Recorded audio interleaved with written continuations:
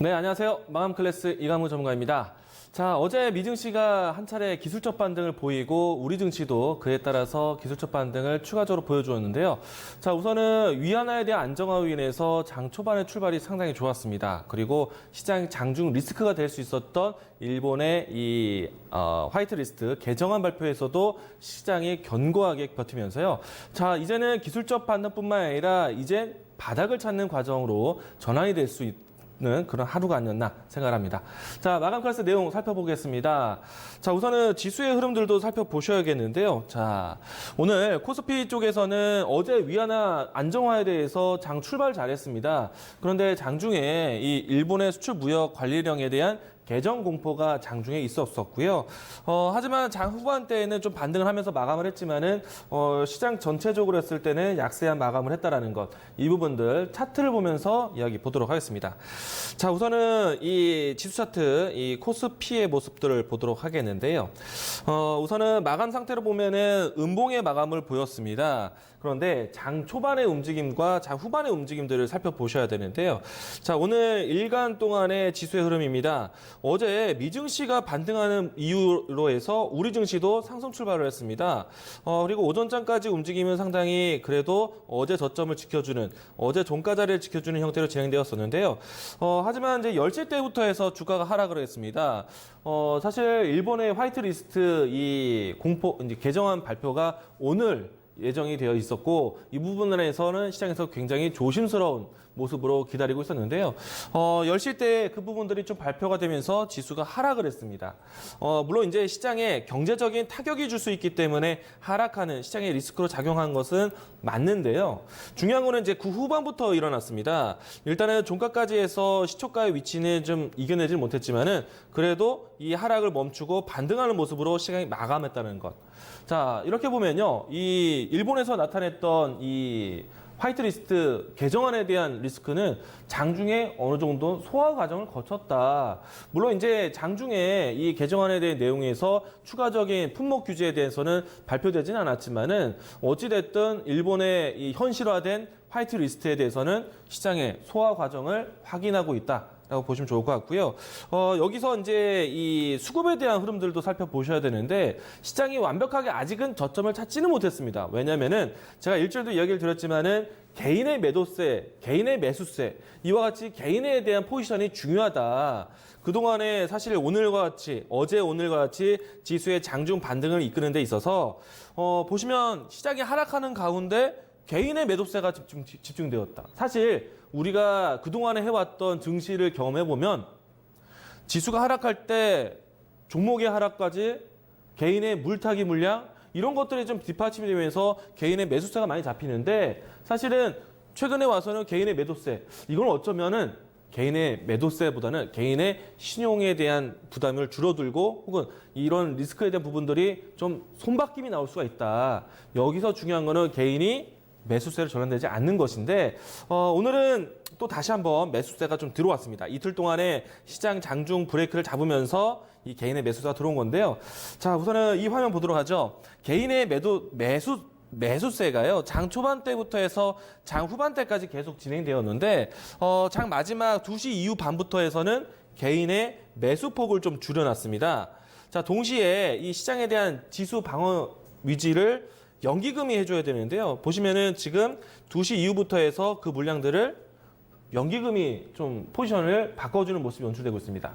자, 이거는 어떻게 보면은 지수의 위치는 하락 마감을 했기 때문에 아직까지 불안정하지만 수급에 대한 추이로 해서 계속해서 이 장 후반의 공방전을 보시면은 수급에 대한 교체는 나오고 있다. 이제는 바닥을 찾아가는 과정이다. 지수에 대한 흐름들보다는 앞으로 지수 탈출했을 때 어떤 종목들이 더 주력이 되는지를 살펴야 될 때다라고 보시면 좋을 것 같습니다. 오늘 제가 아침에 개장 전 포인트에서도 지적을 해드렸지만은 일본의 수출 관리 개정안에 대해서 나오면 우리는 오히려 시장 악재가 된다. 시장 악재 맞다. 근데 우리는 오히려 종목의 기회를 찾아보자라고 했습니다. 그래서 추가적인 압박이 되올 수 있는 부분들 그리고 기존에 우리가 알고 있었던 반도체 소재 이런 부분들을 제가 아침에 강조를 해드렸습니다. 자, 종목들의 움직임 한번 정리해 보도록 하죠. 아침에 공작기계 관련된 종목 중에서 제가 화천기계를 얘기 드렸는데요. 오늘 상한가 마감을 했습니다. 상당히 강한 모습으로 마감이 되었는데요. 만약에 아침에 저와 함께 이 매매 동참하셨던 분들 같은 경우에는 현재 위치 박스권에 대한 상단까지 꽉 채워져서 상한가가 나왔기 때문에 내일장에서는 좀 더 가벼운 움직임이 나오지 않을까라고 예상을 하고 있습니다.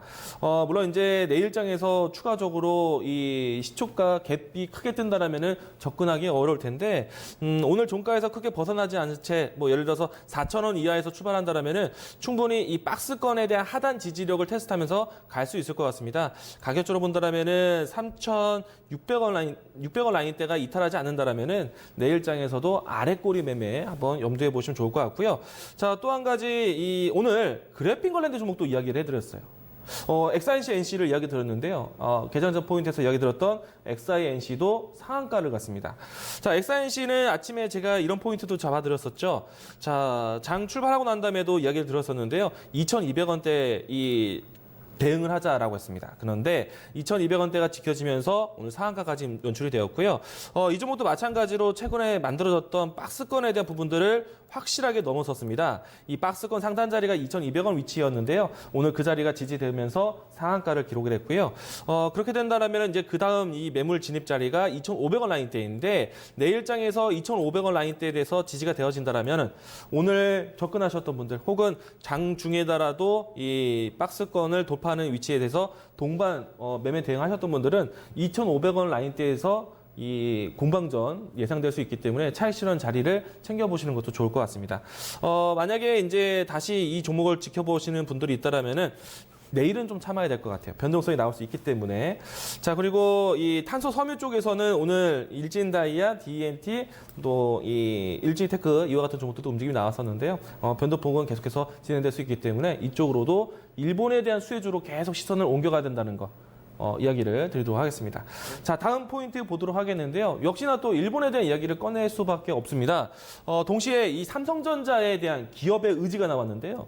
이재용 부회장이 반도체의 모든 공정에 대해서 탈일본화를 선언을 했습니다.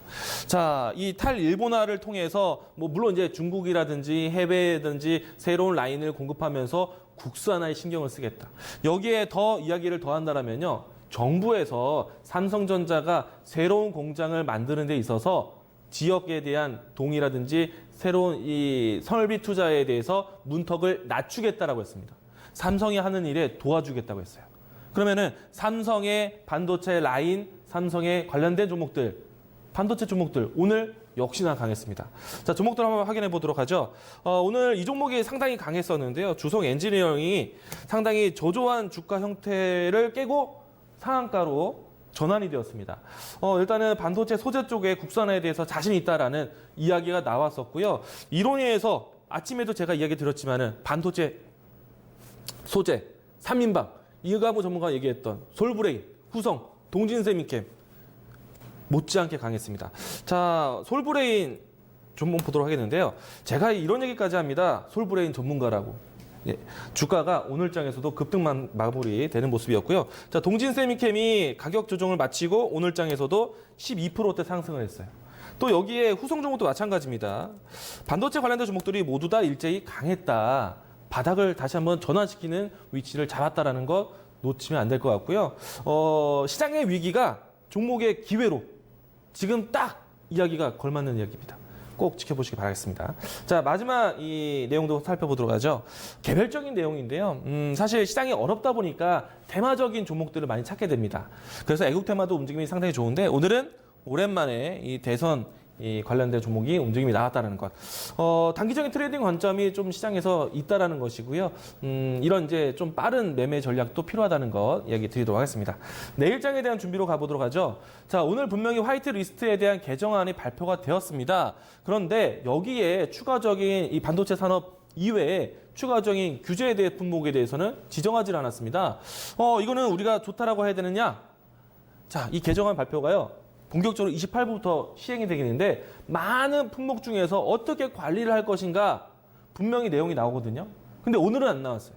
앞으로 언제든지 이런 뉴스가 나와서 시장에 발목을 잡을 건데 제가 아침에도 했던 이야기, 또 지금도 했던 이야기, 시장에 대한 리스크가 될 수 있는 내용들을 오히려 이와 같이 관리 품목으로 되었을 때 반사이익 될 수 있는 국산화, 반사이익 이 키워드를 여러분들이 적극적으로 활용하셔야 됩니다. 이 내용은 분명히 시장의 발목을 잡을 거예요. 그런데 종목의 기회는 만들 수가 있습니다. 이런 투자에 대한 아이디어 생각하자 이야기를 드리도록 하겠고요. 역시나 가장 중요한 거는요. 미국과 중국의 무역 갈등을 풀어가는 겁니다. 아직까지는 환율적인 리스크를 계속 경험할 수밖에 없기 때문에 시장 이 1,200원대에 대한 이 환율에 대한 고착화가 나온다면은 오히려 발상에 대한 전환을 하셔야 됩니다. 전환을 하셔야 됩니다. 환율 상승 수혜주로서 종목을 준비하셔야 돼요. 전기전자, 자동차 이런 포인트로 준비하셔야 됩니다. 자, 내일은요, 특별한 또 이벤트가 있는데요. 우리 시간으로 해서 내일 오전 5시에 갤럭시 10 언팩 행사를 하게 됩니다.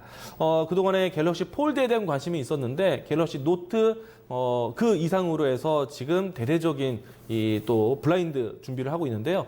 내일장에서는 이 갤럭시 노트의 특징적인 이 기술에 관심이 높아질 수 있습니다. 스마트폰 관련된 뭐 디스플레이라든지 카메라 모듈에 대한 관심도 내일장에서 한번 지켜보시기 바라겠습니다. 자, 오늘 마감 클래스 이렇게 정리하도록 하겠습니다.